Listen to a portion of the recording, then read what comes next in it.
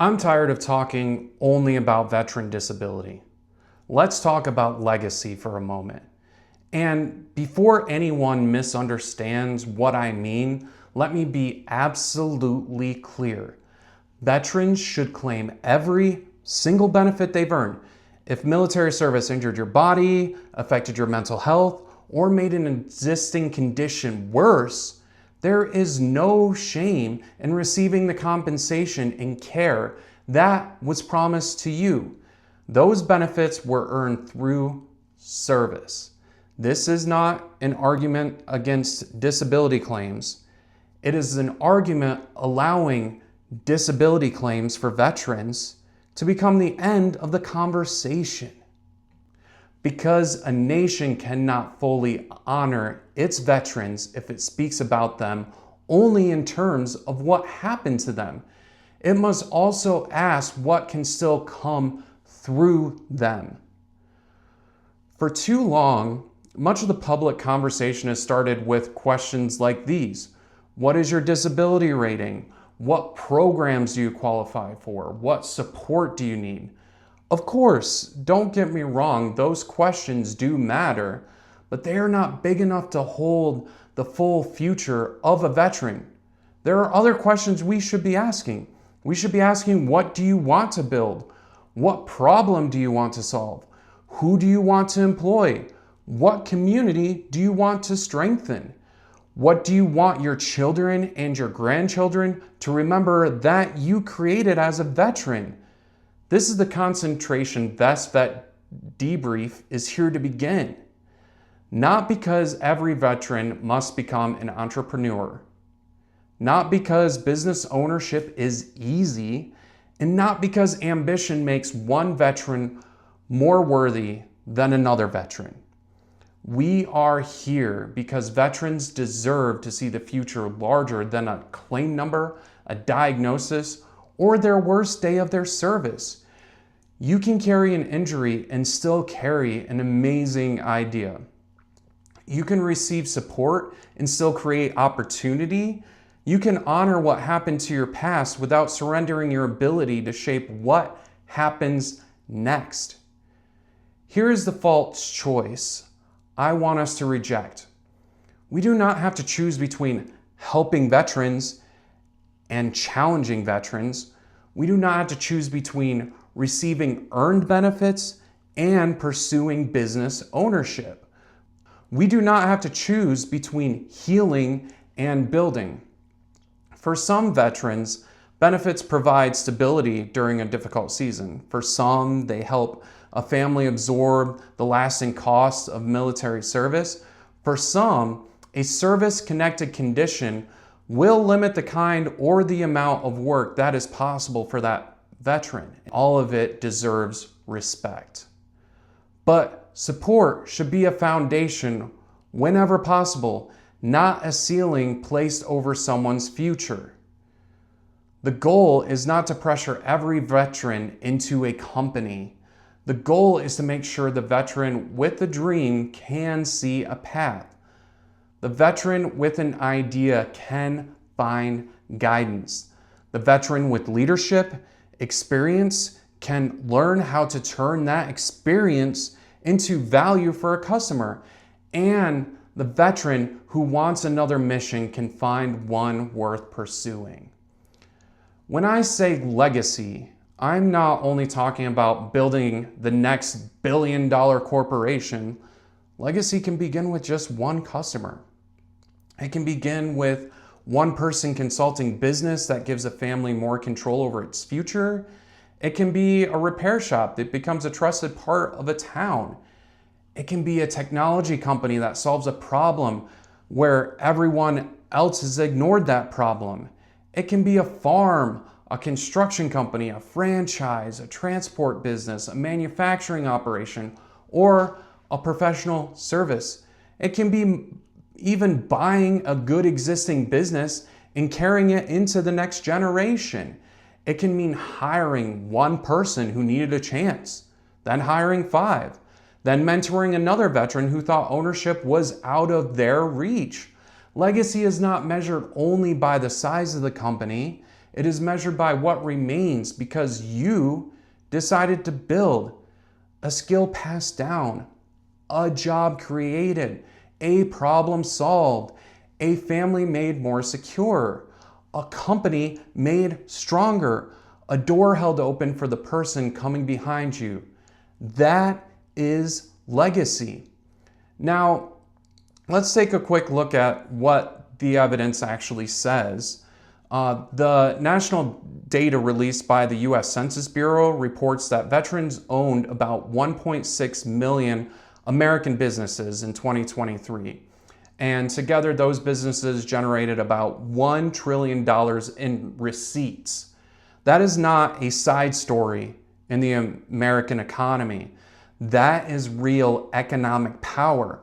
But here is where things get a little interesting, and I want you to listen for a minute.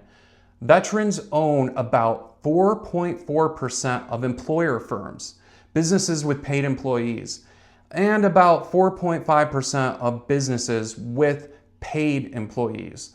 Those numbers tell us two things at the same time. Veterans are already they're already building at a meaningful scale. And there is still enormous room to build more. Those figures don't just tell us that every veteran should start a business. They do not tell us that every veteran-owned business will succeed.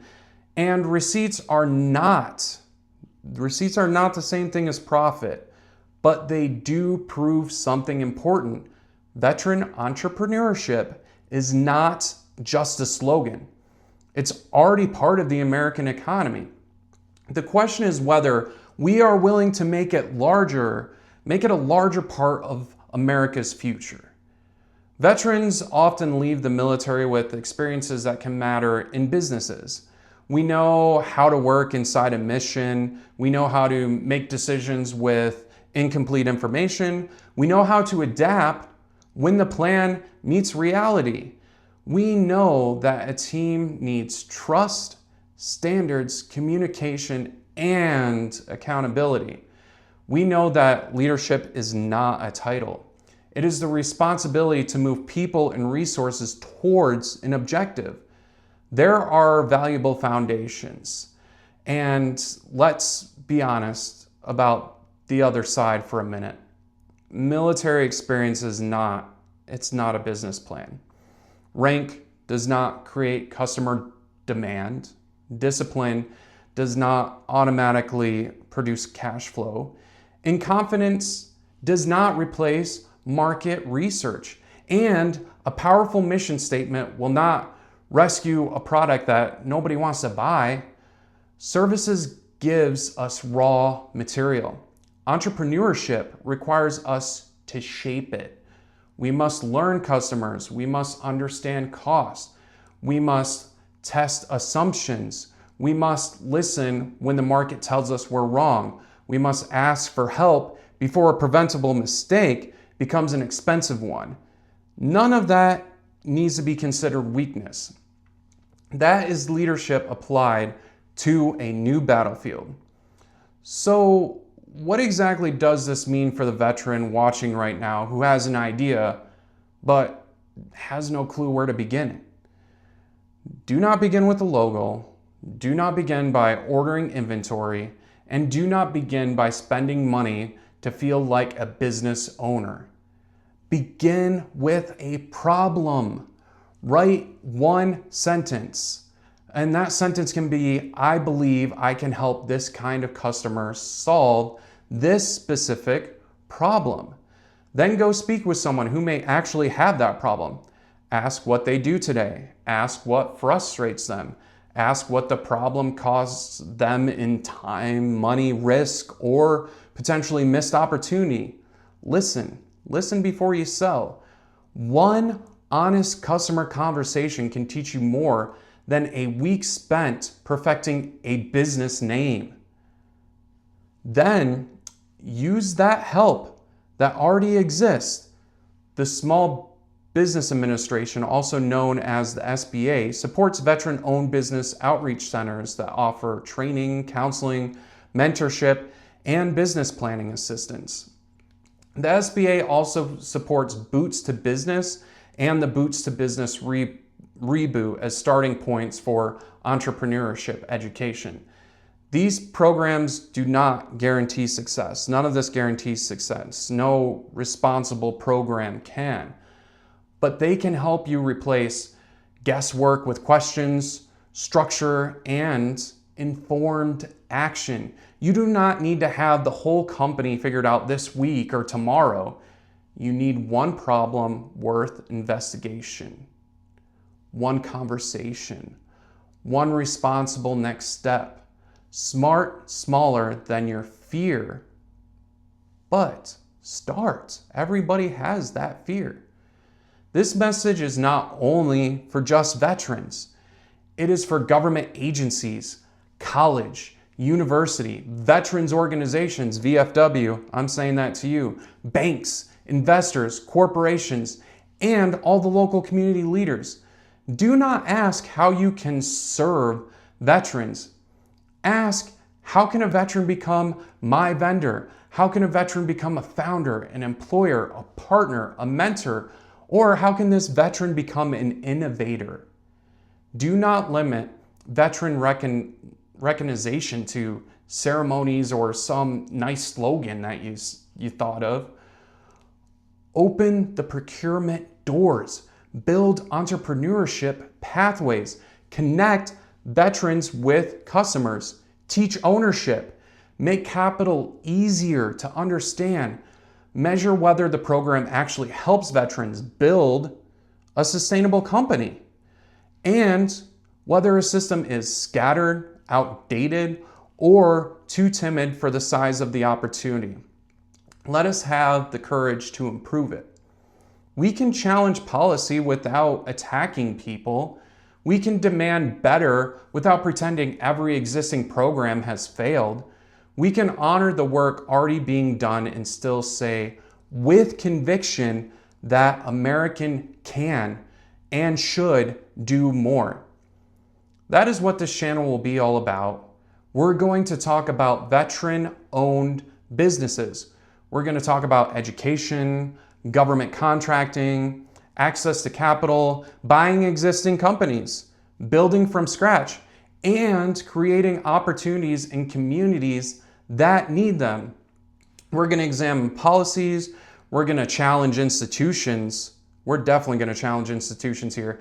And we're going to bring facts to the table, legal proposals as proposals, and focus on the solutions. Some ideas will be very bold. Some will make people probably a little uncomfortable, but the purpose will not be to cause outrage. The purpose will be progress. Because I believe the story of the American veteran it's still being written.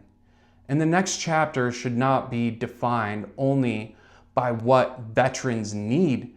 It should be defined by what veterans lead, what veterans own, what veterans invent, what veterans repair, what veterans teach, what veterans risk, and what veterans build.